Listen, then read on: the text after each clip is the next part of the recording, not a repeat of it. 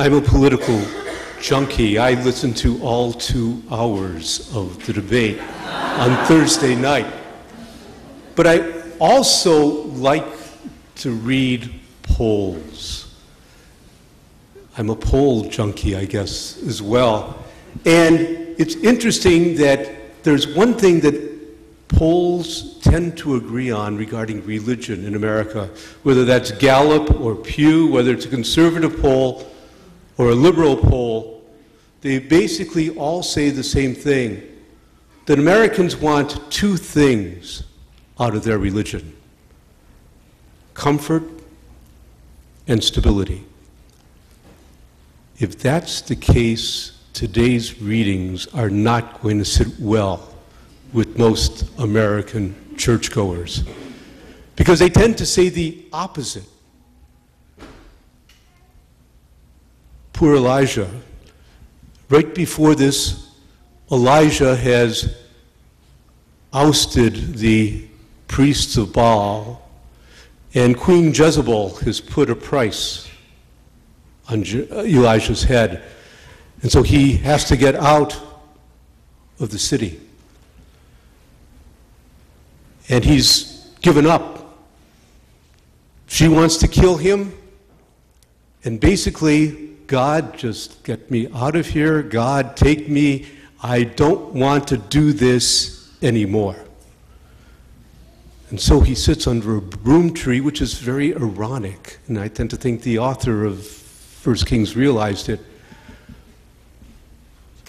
Broom trees were very fragile trees in the desert. They put all of their efforts into the roots during the dry season, and it was only during the rainy season that they flourished. So poor Elijah is sitting under this broom tree that probably doesn't give any shade at all, looking for shade. And God, through his angel, says, take, eat, and get going. Elijah walks 40 days and 40 nights on the nourishment that he received from the angel. Ultimately, God says, I understand your problem, I understand your frustration, but I'm not finished with you yet. There is still lots of work for you to do, whether you like it or not. God does not give comfort to Elijah. He tells him there's more work to do.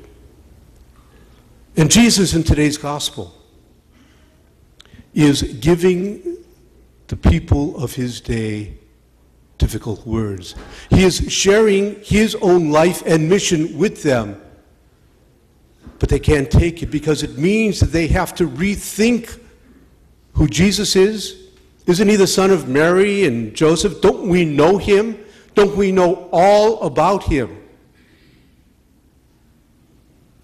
They have to rethink who they are. They have to rethink what God is asking them to do. And there goes stability. Elijah tells us that God is not there simply to comfort us.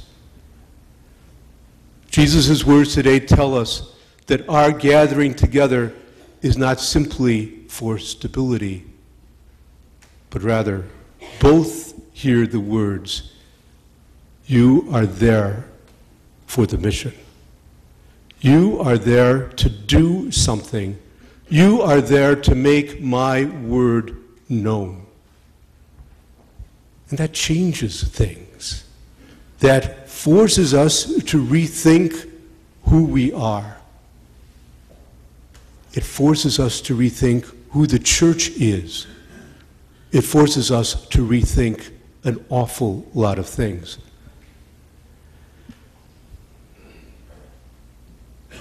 I think as we go further and further into these 2 readings, an awful lot of what is happening today is enlightened.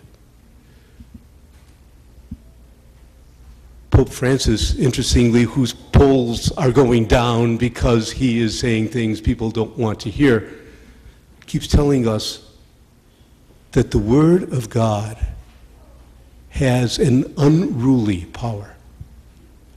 That the Word of God is there to shake us out of our desires for comfort and stability.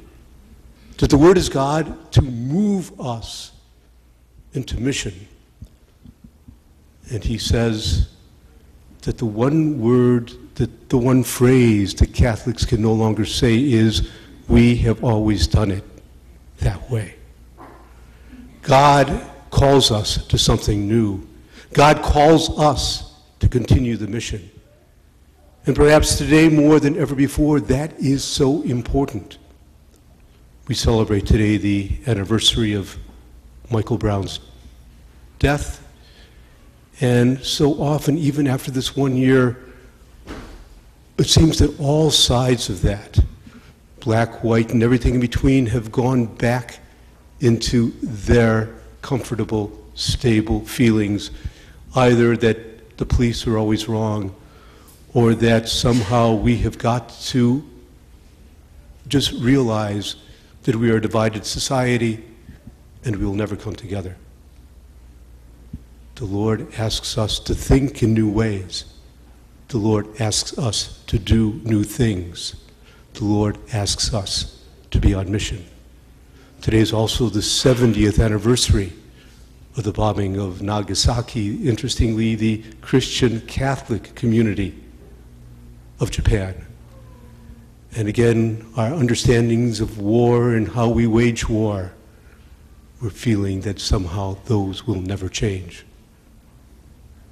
The Lord is calling upon us in today's gospel to do new things. And it's interesting, today's gospel is a transition. There's a subtle wordplay here.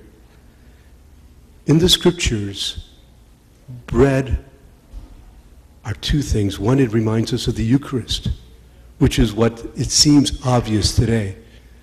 But as we move from today into next week, we will see that in the scriptures, bread is also wisdom.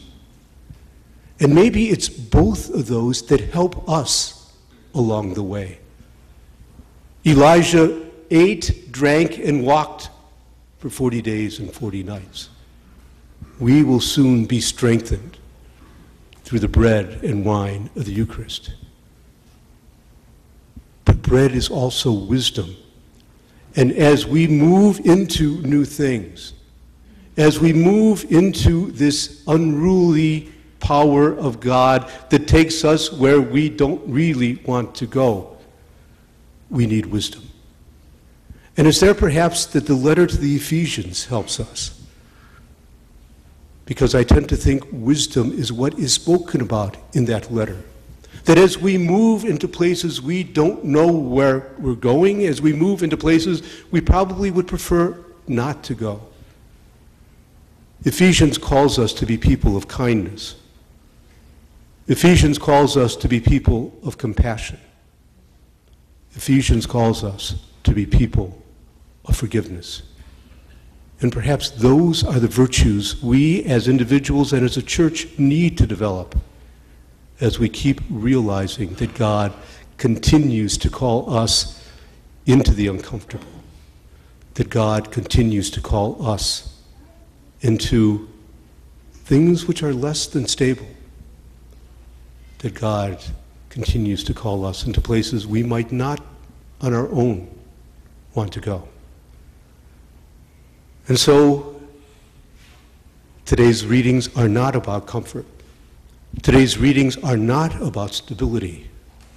But today's readings are definitely about that unruly power of the Word of God. And as we sang after the first reading,